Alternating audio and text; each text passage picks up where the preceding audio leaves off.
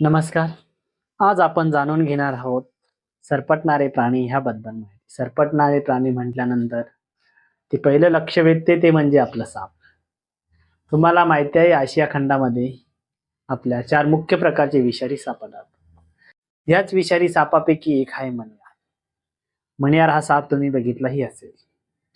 मण्यार हा साप त्याच्या शांत स्वभावामुळे आणि रात्रीच्या हालचालीमुळे त्याला सायलेंट किलर असेही म्हणतात. मण्यार सापाची लांबी 3 फुटापासून 5 फुटापर्यंत असते.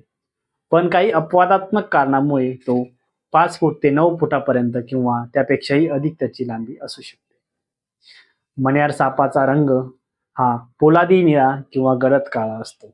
तसेच त्याच्या शरीरावर जोडून 2 पांढऱ्या पट्ट्याही असतात.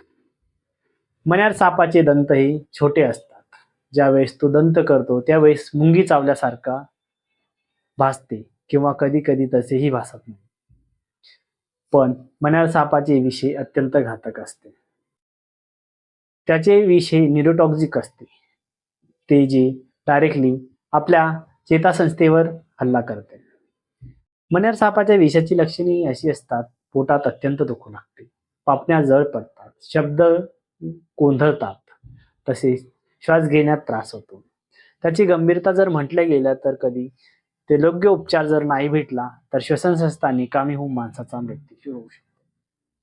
मण्यार सापाची मादी ही पालापाचोळ्याच्या ढिगाऱ्यात 12 ते 14 अंडी घालतात आणि जोपर्यंत अंडीतून पिल्ले बाहेर निघत नाही तोपर्यंत त्याचे रक्षण करतात.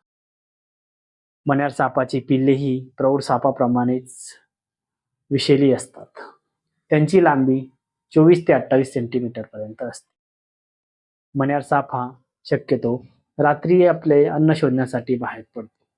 दिवसा तो बिळामध्ये किंवा अडगळीच्या ठिकाणी पडलेला असतो. मण्यार साप हा स्वभक्षी आहे. तो सापाची लहान पिल्ले खातो. तसेच उंदीर, पाल, बेडूक हे त्याचं खाद्य आहे.